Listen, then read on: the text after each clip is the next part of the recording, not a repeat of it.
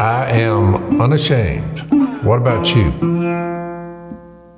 Just an example, when we stand in a pool of water, they came down there to come through that pool of water. That's what they came for. We want you to baptize us. They come from great distances. Well, they had heard about Jesus. Heard about Jesus. So that's because we talk about him all the time on the podcast. Be completely humble and gentle. I'm looking for that from old Jase Robertson and his buddy. And my buddy. Yeah. Oh, Zach. From the Zach buddy. From the Zach camp. Well, this happened because Dad and I today, but welcome, by the way, to Unashamed. If you're listening, you're probably like, what? Like, what are we stepped into? Well, Dad and I are sitting here like waiting to get the podcast started. Jace comes in on his phone talking to Zach. Well, we're waiting for the podcast to start, and they're having this whole theological discussion. And I'm like, hey, if you put your headphones on, this can be the podcast, or Dad and I could just sit here and listen in on your conversation. We had a podcast before the podcast. There's no question about it. We did. And Dad's like, we just need to get to Ephesians 4. Forget about whatever you boys are talking about. It seems to be a scary statement that the Apostle Paul said there's one body, one spirit. The Spirit's given, when you put your faith in Jesus and his death for you on a cross, was buried and raised from the dead. One hope, one Lord, one faith, one baptism, he's over all, through all, and in all. So I would just right there, I use that all the time. I went to Whites Ferry Road, but to see there's a group. You got a name there, but that's not good. Just keep it above the names. Just go with what I just read. Well, you bring up an interesting point, Dad, and you and I were talking about this before we came on air as well, that, you want the Bible, and the driver is Jesus being the point of the entire Bible. So you want to try to always keep that high, look at everything you do, which is it's really our point for the whole podcast. We decided to just make it unashamed about Jesus because he's unashamed of us. We had a packed house, and they allowed me to sit down while we were, normally Sunday morning. So there's a chair there. It all needs a chair, and the gospel behind me for whoever. That's I setup. asked the whole group there, the packed house, standing room only. I just preached the gospel to them because I asked before we even started. I said, "Did any of y'all come down in here?" And I tried to hook them up. One, you were called with one hope, and one Lord, one faith, one baptism. I said, that's what we fixed to cover here. Well, I said, so how about y'all? How many of you have seen that and said, well, I need to grab a hold of that right there. That one baptism. Well, one little young woman, she was about 17 or 18. I saw her hand come up. I said, there's one right there that has come to be born again. Well, then I preached the gospel from Ephesians 4, and 16. One raised their hand before I gave them the lesson. After I gave them the lesson, 16, 17 came forward. Yep. Take me to the water. I did. We haven't seen anything like that in 30 years. Think about it. Folks come every week. You'll be on up there, Al, but you just think about it. You say there was a pretty good sized group from all over the United States that responded.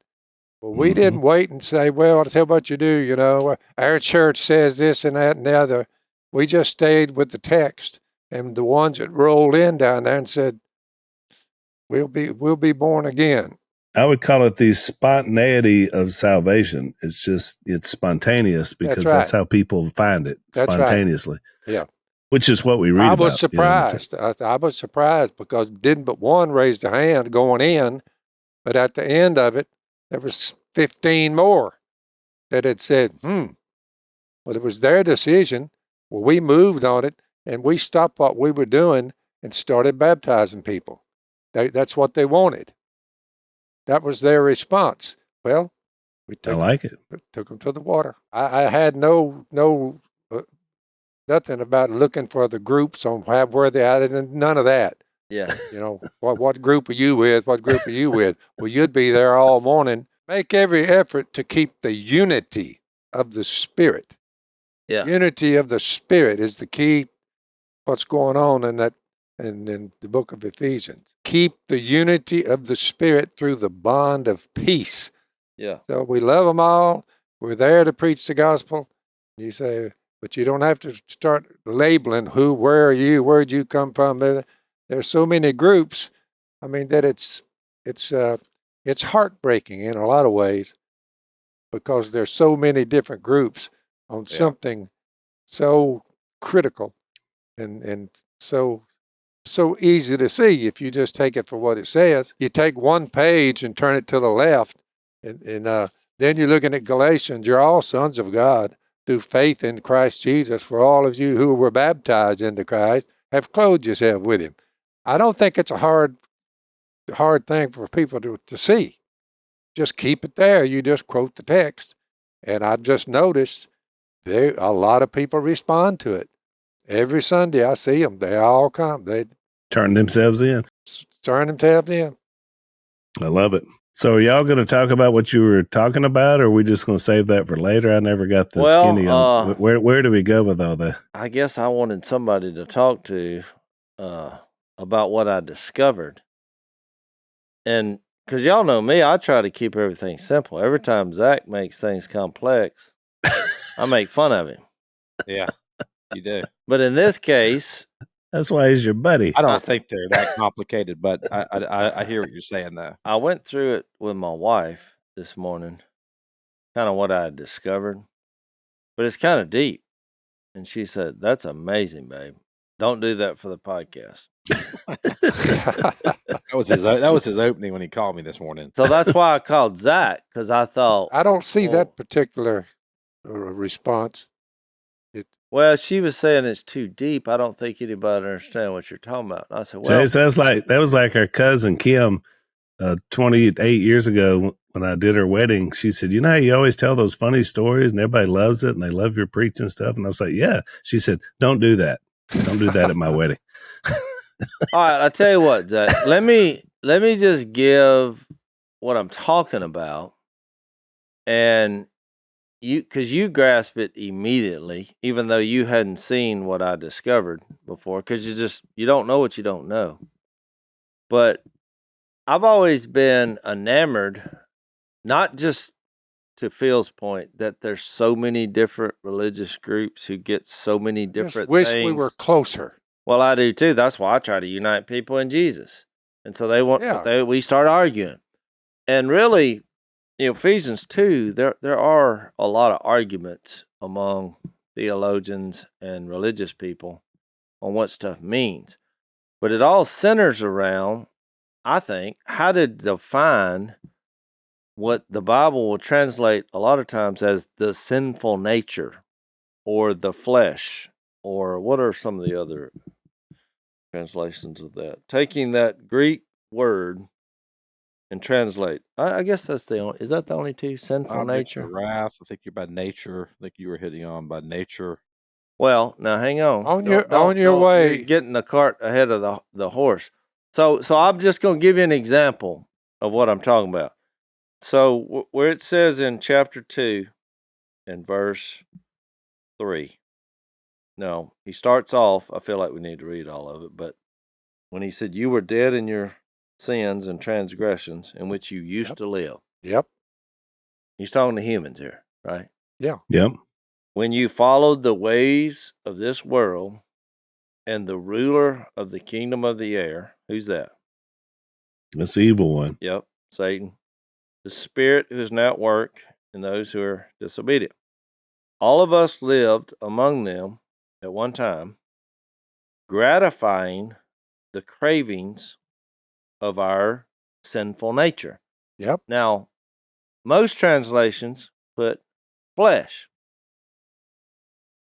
So it's like the human, it's a hard thing to describe. It to strengthen your point. That's why. Well, I hadn't even made my point yet. A little on the left, a little on the left before you get to Ephesians chapter 4, you have a 1 mystery, 2 mystery, 3 mystery, 4 mystery. Yeah, there's a lot of mysteries going. Well, I'm fixed to reveal a mystery. So I mean, so my point is though, and after watching how the humanity have come to a text like this, and if you can't get it through Ephesians, I don't know what to tell you. Well, I figured out why there's so much argument about this phrase in Ephesians 2. That's why I called Zach. I was like, I figured something out last night. You know, if it's so do y'all want me to share what I figured out, or have you found the trick on the mystery? Because the mystery well, 4 times is pretty. Well, I have figured out mystery, and he revealed a lot of mysteries. One, that Christ can be in you through His Spirit. Yep, that's Colossians 1. Yep. There was a mystery that He revealed in Ephesians 5 when He said. He was talking about marriage between a husband and a wife, but he said, but it's a profound mystery, but I'm talking about you and the church. So that was one mystery revealed, that we're actually, as human beings, male and female, married to Jesus. Yep. Another mystery was the joining together of Jew and Gentile. That's what we get to next. Several texts, that they could be one, even though one was from Israel and one was from the USA. You could actually be united as brothers and sisters in Christ. And another mystery is that you wouldn't, when you die, 1 Corinthians 15, you actually get a new body when Jesus comes back. But it's a changed body. That was the mystery. That's 1 Corinthians 15. Smith used to say change, not exchange. So, Jase, I always think about Job 31, which is a great text where this ancient guy says, I made a covenant with my eyes not to look lustfully at a girl. And even thousands of years ago, obviously, looking at women lustfully was a problem, and it's still a big problem today. Well, yeah, it's an illusion, and it's not coming from anything good. It's a moment in your life where you're getting a distorted view of how our relationships should function. And it really epitomizes selfishness and a lack of productivity. You're just literally wasting your life, staring at something that's gratifying your impulses, as a human being. And it leads to ruin, misery, and destructive behavior. Yeah, and you're exactly right. And you said it, it's not even real. I mean, it's fake. So our good friends at Covenant Eyes have come up with a great thing to be able to help us, and it's called Victory by Covenant Eyes. Covenant Eyes is the #1 trusted accountability software for the last 23 years. And what they're trying to do is help us have a porn-free life. And it will change your marriage, your relationships, all of it. And we know how many people out there are plagued by this quote-unquote secret sin that really hurts your whole family. Victory by Covenant Eyes is a powerful tool that helps Christians who are serious about wanting to quit porn or to never start, which is even better. The Victory app has powerful accountability features built in. It has optional blocking technology, making it a great tool to use to have a porn-free life. So go to covenanteyes.com/Phil to download Victory on all your devices. It's going to run silently in the background. It's going to use AI technology to make sure that what comes up on your screen matches what you want to do. You also have a trusted ally that'll be there to help you to be able to not make that decision. So we want you to live a porn-free life, and we want you to bring new freedom to live honestly. To do that, it means accountability. And remember, accountability is not others calling you out on your sin, but others calling you up to the person you are in Christ. Anyone can get started on their path to recovery for free by visiting covenanteyes.com/Phil. That's covenanteyes.com/Phil.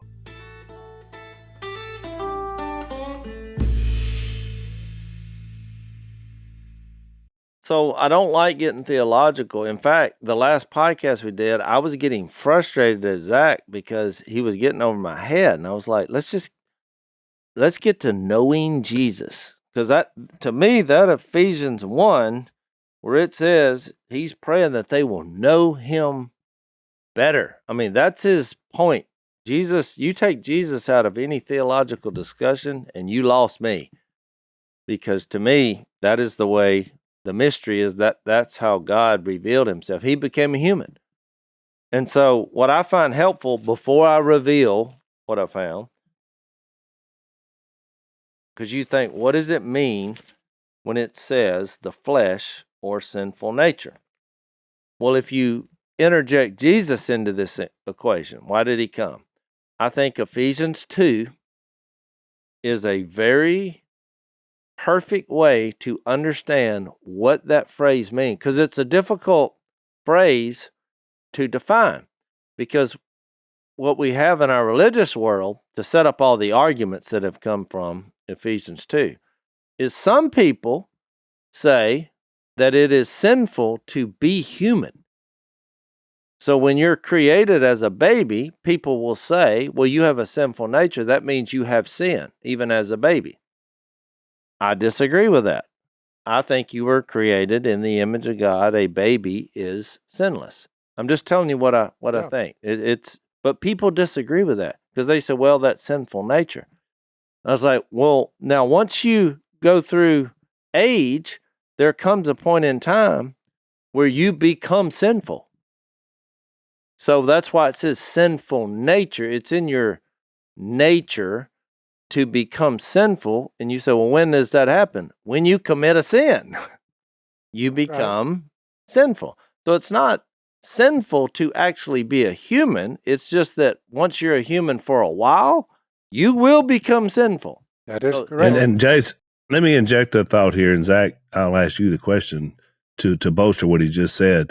The old Greek thinking, and I'm not sure where that started, Aristotle, Plato, Socrates, whoever the one was, wasn't this the idea from ancient times that flesh was inherently bad, but the mind was above that? I mean, hadn't this been around a long time is my question. I think what you're describing is a term called Gnosticism. Yeah. That's what it's called. So I found what I would say I found last night. I didn't read this out of a book. I just found it. And I called Zach and said, look what I found. And he said, I think you're right. I found the smoking gun for what causes the argument. And I'll get to that in just a second. But I got to stay true to myself. I think you have to interject why Jesus became a human, or you miss this argument is irrelevant if we take Jesus out of it. So that's what I'm going to try to do, even though my wife said, do not do this. I'm doing it. Because I want to set it. Shocker. I want to set it up. Well, y'all are the ones that goaded me into this. So when I read Ephesians 2, where it says, verse 5, because I believe this Ephesians 2:5 through 18, and I'll prove it, explains why Jesus became a human. Will y'all agree with that? Yeah. Zach? Say that one more time. I knew you weren't listening. That's why I'm saying. I was listening. Before I agree, I got to make sure. Hebrews 2:5 through 18 is a good place to go and figure out why Jesus became a human. That's what he's talking about. And I agree with that. So I'm going to read it just because you're like, well, Jace, you could be wrong. All right, well, let's see. Verse 5, it says of Hebrews 2, it is not to angels that he has subjected the world to come, about which we are speaking, but there is a place where someone has testified, what is man that you are mindful of him? The Son of Man that you care for him. You made him a little lower than the angels. You crowned him with glory and honor and put everything under his feet. Now, just to say that, I didn't make this up, I'm going to read where that came from. I think it's Psalm 8. Isn't that Psalm 8? Psalm 8, 4 through 6. Well, let's read Psalm 8 and see, is he talking about Jesus, the Son of Man, God becoming a man? Psalm 8, it's not a long psalm. It says, O Lord, our Lord, how majestic is your name in all the earth. Now, I know one group of people, or one group of inhabitants that live on earth, and they're called humans. So he starts off talking about how majestic is your name in all the earth.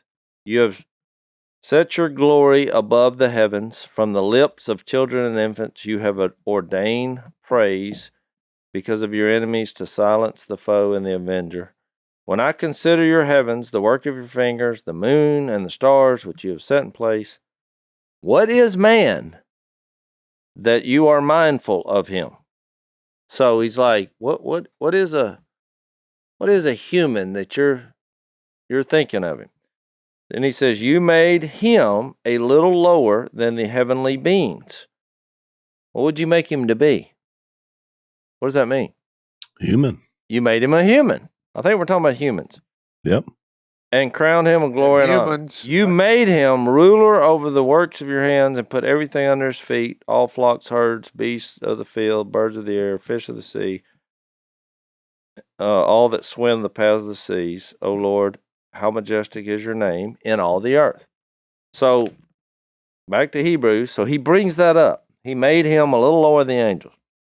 In putting everything under him, God left nothing that is not subject to him, because now he's at the right hand of God. Yet at present, we do not see everything subject to him. Well, that's pretty common sense. You look around and you say, well, it doesn't look like Jesus is at the right hand of God. This place is a disaster. Talking about the earth, right? Yep. So then he goes on. But we see Jesus, who was made a little lower than the angels. What's he talking about? He became a human. Okay. Now crowned with glory and honor. So a human named Jesus has been crowned with glory and honor because, now watch this, he suffered death so that by the grace of God, he might taste death for everyone. Well, who's the for everyone? Other humans. Other humans. So he goes on. In bringing many sons to glory, it was fitting that God, for whom and through whom everything exists, he made everything, should make the author of their salvation perfect through suffering. So what does that mean? Jesus suffered so that all other humans could be saved. He tasted death for everyone, right? Yep. Both the one who makes men holy and those who are made holy are of the same family. Well, what family is that? Human. Human family. The one who saves people became part of our family. So when did he do that? When he became a man. Yep. He was made a man. So Jesus is not ashamed to call them brothers. We're human. Fam, we're brotherly humans. Perfection has reached the imperfect. Correct. Yeah, through a human. You're human. Okay.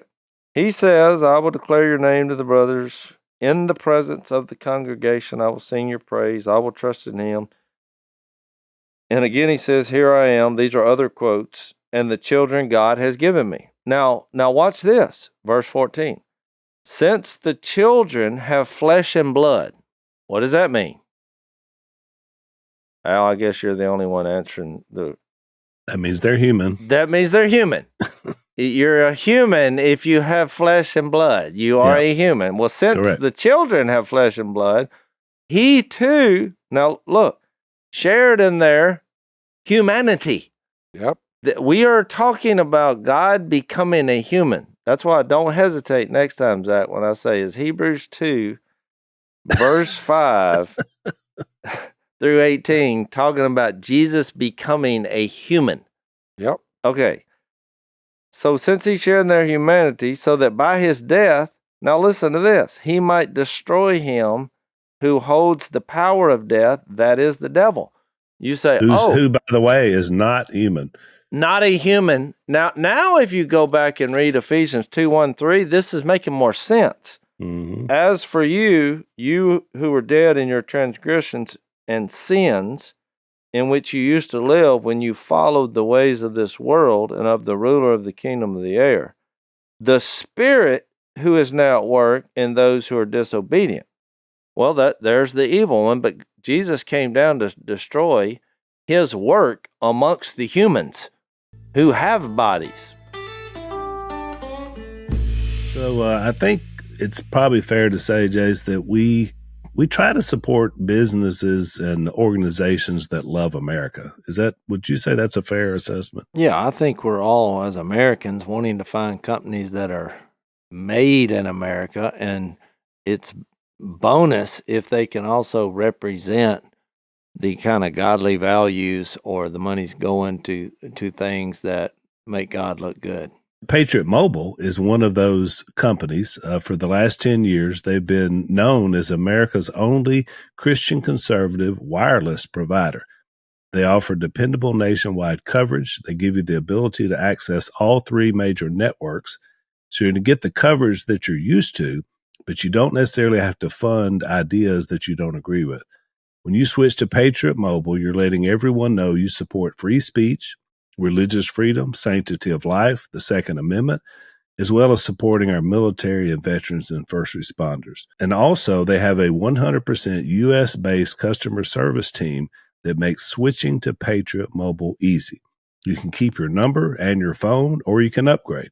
They're going to give you the best deal that fits your needs. Just go to patriotmobile.com/Phil, or you can call them at 972-PATRIOT. Right now, you get a free month when you use the offer code PHIL. So don't get fooled by other providers pretending to share your values or have the same coverage. Join us, switch to America's only Christian conservative mobile provider, Patriot Mobile, by going to patriotmobile.com/Phil, or you can call them at 972-PATRIOT for your free month of service today.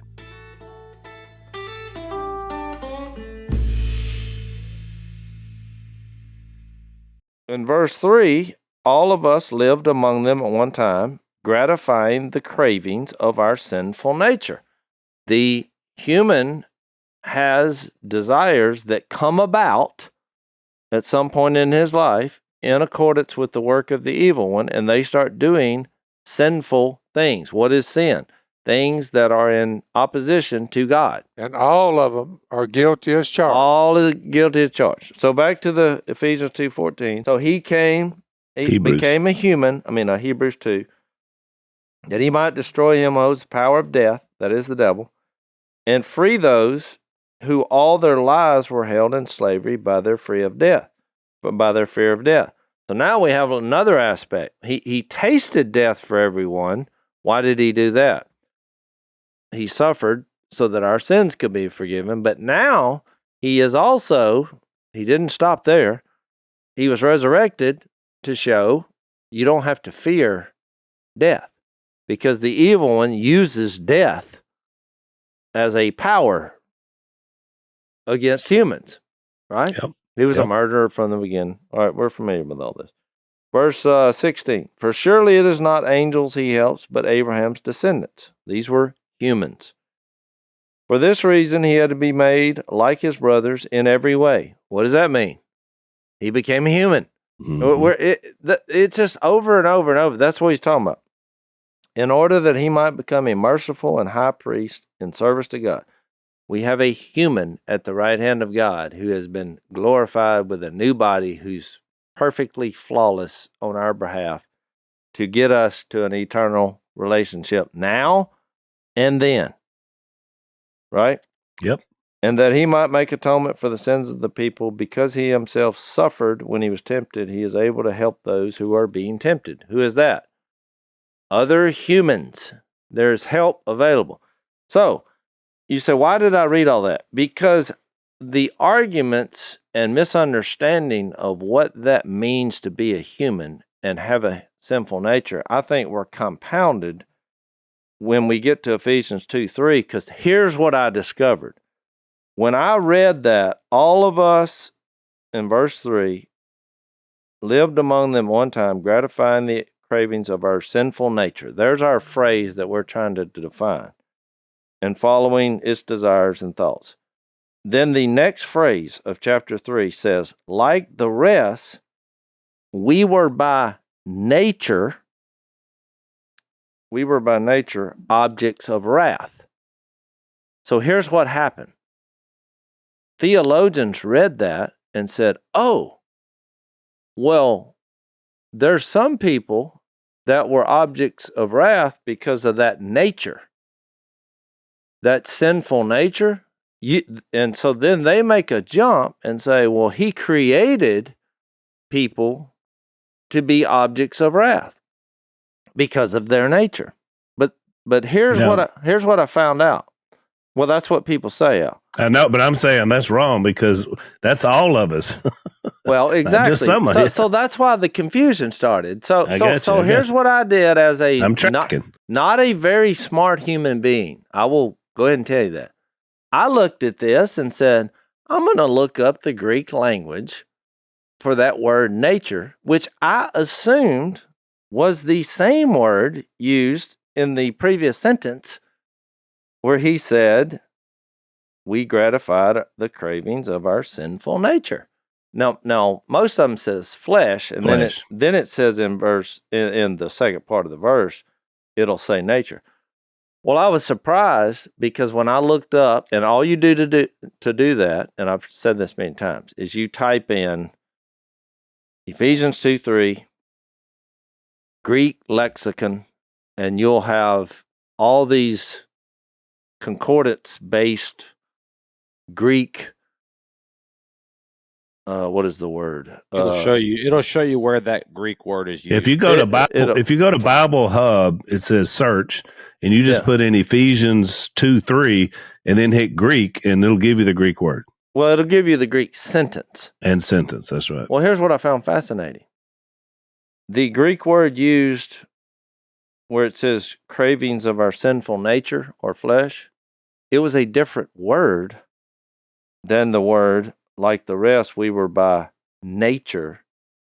That was a different word. I was like, that's not the same word. So now in my mind, what am I thinking? Well, what does he mean? Well, he's using a different word, totally different word.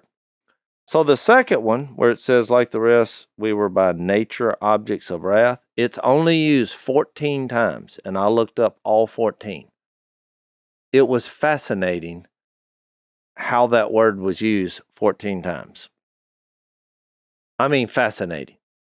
And so just to give you a thumbnail, because we have a problem. What does this mean? What does it mean, like the rest, we were by nature objects of wrath, in light of what we just read?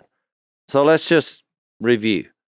We all at some point, we're created, and at some point, we start following the kingdom of the air, and we start doing sinful things, because we're humans, right? Well, then this phrase says, well, like the rest, we were by nature objects of wrath. So what? Why would he say that? Why are we now entering God's wrath because of that kind of behavior or that kind of condition, however you want to say it? Why is that now causing God's wrath to be stirred? So I looked up where this word is used in all of the other places. Well, there's some fascinating references, and I'll give you a few.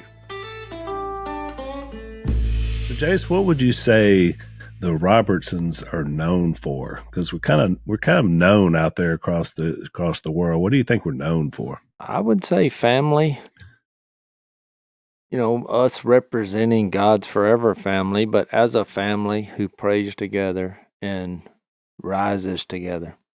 I think you're exactly right. And, you know, it's nice to have a reputation like that because that really is who we are and how much we love each other. It's one of the reasons why we love Focus on the Family so much. A great organization that's been around a long time trying to help families be better.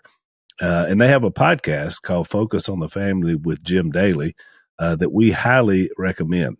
Every episode of Focus on the Family is designed to help you guide your loved ones through the unique challenges faced today by Christian families.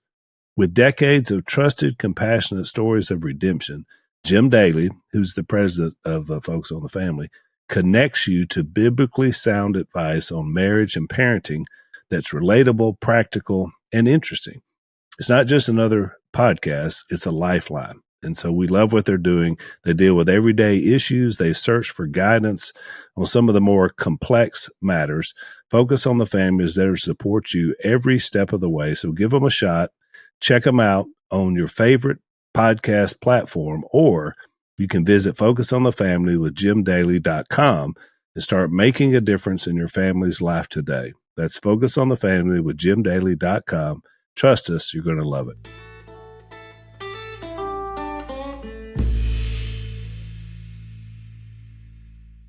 Yeah, James 3:7 is difficult because it doesn't use the word. The English translation doesn't translate it nature, but it's the same word. Yeah, you do James 3:7. All right. All kinds, and I'm assuming that's it. The word? Yeah.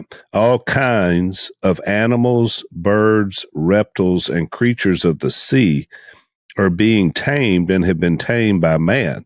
But no man can tame the tongue. It is a restless evil full of deadly poison. That's the context. He's talking about the tongue, but I'm assuming you mean the kinds is the nature. Yeah. In nature, all animals, birds, reptiles. That's right. So he makes a point I know this is deep, but just allow yourself to go here. So you have all kinds of animals and reptiles and creatures of the sea are being tamed and have been tamed by man. So what does that mean? Well, we know what that means. When you take a bunch of animals and try to tame them, you're changing the nature of the animal in which he came here, right?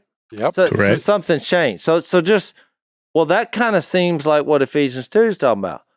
When you start following the ways of evil, all of a sudden the nature of your condition has changed, because this is not what we were created for. If we were created by God, God wouldn't have created us and then said, oh, now I want you to do the exact opposite of what I created you to do. Correct? Yep. Okay, that's just one. So now, if looking in Galatians 4:8, you got that? I got it. All right, go ahead. Formerly, when you did not know God, you were slaves to those who by nature are not gods. You're like, wait, what? So we have people who are following gods that are not God. And he makes a reference saying, well, by nature, they're not even gods. And you say, well, why? Because we made them up. People, but I just wanted to show you how he was using the word. He's using the word, or you've changed the circumstances by which this was supposed to happen. Humans are supposed to serve the living God. There's only one, to your point, Ephesians 4. Yep. There's one God, one Lord and faith. You're like, well, I'm going to go follow other gods. And Paul makes a point in Galatians, well, by nature, those are not real gods. Are they? Just think, is there any God that actually does supernatural things besides God? Nope. No. But do you see how I use the word? Yep. Well, in 1 Corinthians 11, which I'll have to look up because I can't find the verse where it's used. But you had people, well, here, let me look it up. So we can have a live, I'll tell you what, in the meantime, Zach, do Romans 1, because it's also used there.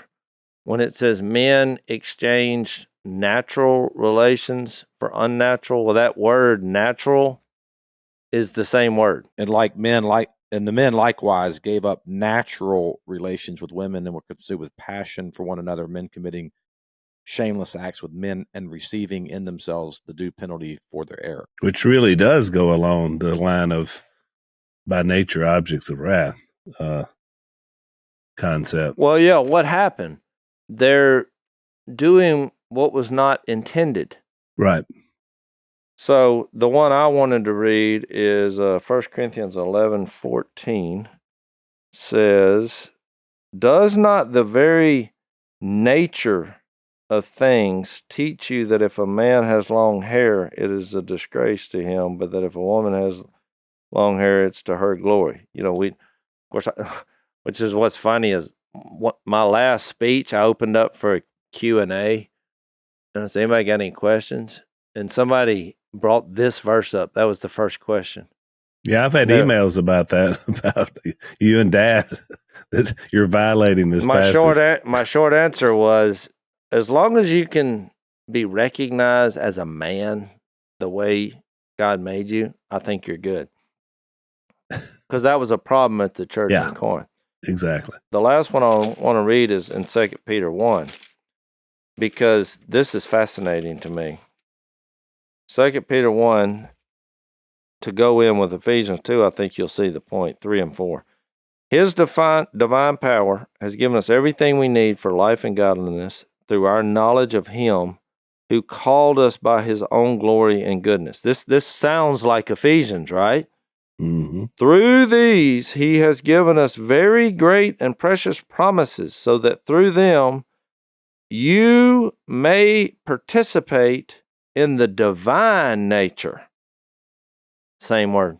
So now, what is the contrast? So I'm saying, by reading all these, by that word, when he says we have become by nature objects of wrath, every one of these times that word is used in the New Testament, it seems to be contrasting based on something changing, the circumstances changing, and we now have a new world, a new mode, like the animals. When you try to tame an animal, there's by nature that there's something different that has happened. That's how the word is used. And so here it's actually a positive thing. Through Jesus, God, through Him becoming a human, God has given us the ability to participate in the divine nature. We've changed from our old being stooped in sin and death and under the power of the evil one.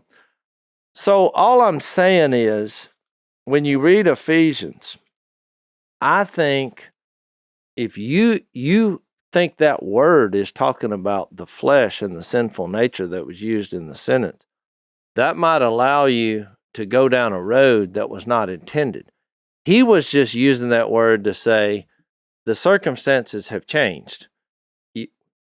Something happened from the time you were born until you're wallowing in filth. Something happened. And when that process began, you became an object of wrath. So I'm saying that wasn't the intention by God, because God, verse 4, he does this in love. And so I think that makes it put into light of how it should be read, instead of misunderstood by saying, oh, well, I was just created this way, there's nothing I could do about it. No, something happened. It's not my fault. It's not my fault. No, what happened was you started following the ways of the world. You started gratifying these sinful desires and thoughts. And that's what happened. You started sinning just like every other human once they reach an age. So that was what I found. The smoking gun was that word was a different word, just used to describe the two different worlds now.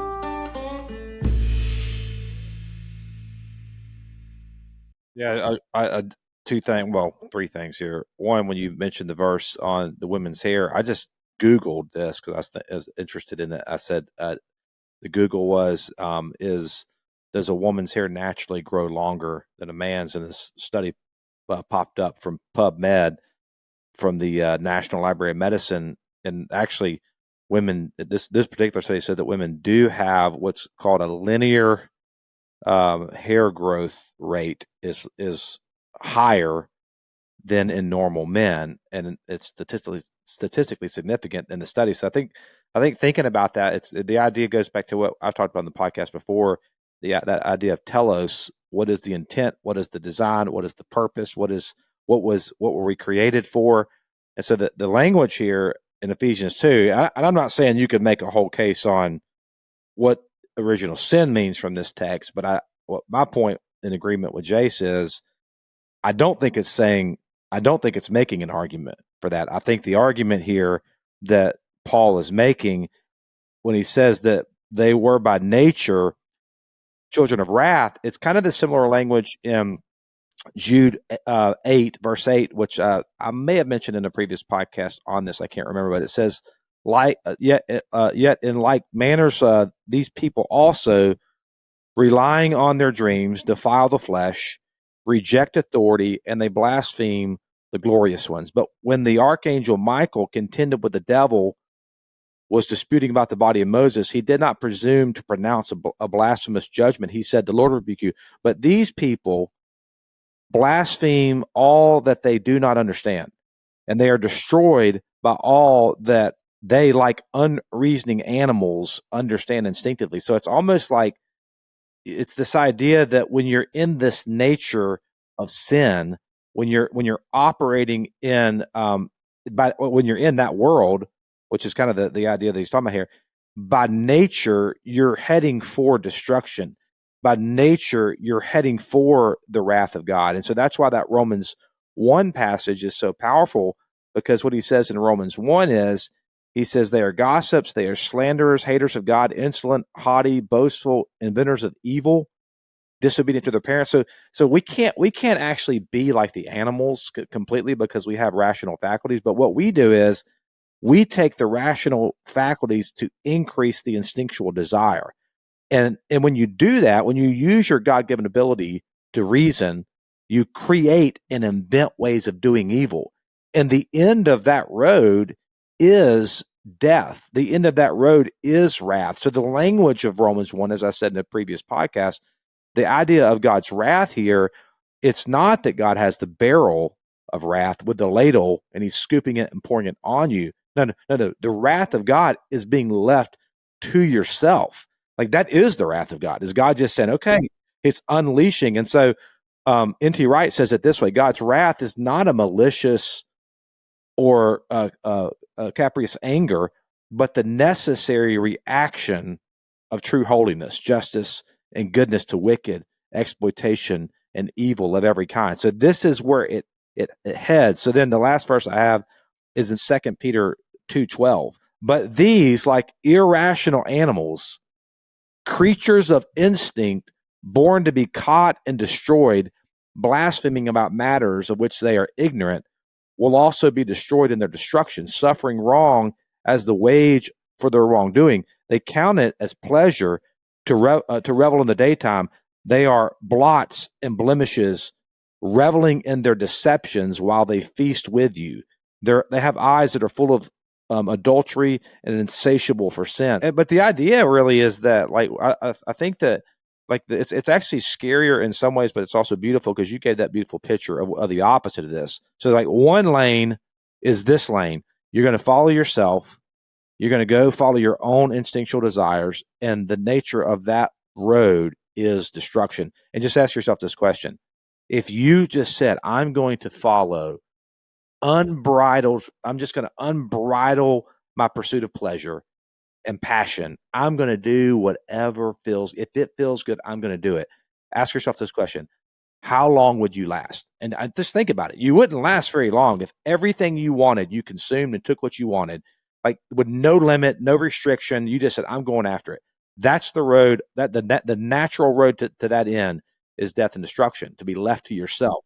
The other road is the one that Jase mentioned. And was that in 1 Peter, Jase? No, it was 2 Peter 1, 3, and 4. 1, 3, Yes, and so 4. So 2 Peter 1, that's the other road, to participate in the divine life. And what that is it's less about self elevation and self help and self sacrifice. That's what's displayed in the gospel. And I think that's the point that he's getting to. And that's why you have in that text, you have an ascending. When you get down to verse 5, you start adding goodness, knowledge, self-control, perseverance, godliness, brotherly kindness, love. It's like a stairway out of that nature. Well, the point is, and the point I'm trying to make is, when you wrap your head around that and understand the words that he used, he's basically saying, yeah, you became a human, and then all of a sudden, at some point, you started acting like something that God is not. And you became that. And so if it just ended there, well, we'd all be depressed. But then in verse 4, because that's when he follows that up, we were by nature objects of wrath. Why? Because we have now chosen to be our own God, to be our own self, to start acting like animals. We're not acting like God intended humans to act. But then, but he doesn't leave it there. He says, but because of his great love for us, God, who is rich in mercy, made us alive with Christ when we were dead in transgressions. Keyword, but. Yeah, I don't conjunction function. Yeah, I don't think you necessarily making a point of when a person does this in this text. I don't think that's. But I think what he is pointing at. Well, I think he says, when you followed the ways of the world, you were gratifying the cravings of the sinful nature. I think it's pretty clear that's when it happened. Yep.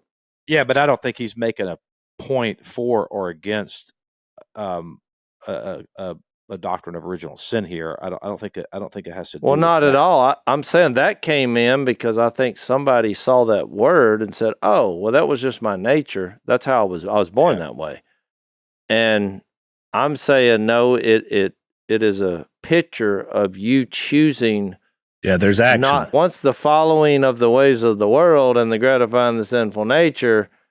That's when it's like trying to tame an animal, where you use the phrase, or you say, men abandon natural relations. Man, well, that's not.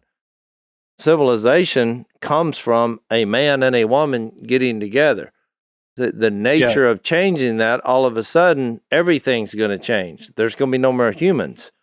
Yeah, my point was just that it's not for this passage. I don't think is for or against a teaching of original sin. There are passages that we could go to and have that discussion, but I think the point here. Well, I'm saying, Zach, people go here to use that argument. Oh, I agree. Yeah, I just wouldn't make the opposite case for it not out of this text. You know what I mean? Is what I'm saying. All right, so we're out of time, but one statement I'll make is that I'm glad we defied Missy. I think it's very interesting, and most times, Jase, your rabbit holes and deep dives have nothing to do with our text. In this case, contextually, it was right where we were at. So thank you for that. And next time we'll pick up from here because there's some really good stuff right after that too. So we'll see you next time on Unashamed. Thanks for listening to the Unashamed podcast. Help us out by rating us on iTunes. And don't miss an episode by subscribing on YouTube, and be sure to click that little bell to get notified about new episodes. And for even more content that you won't get anywhere else, subscribe to Blaze TV at blazetv.com/unashamed.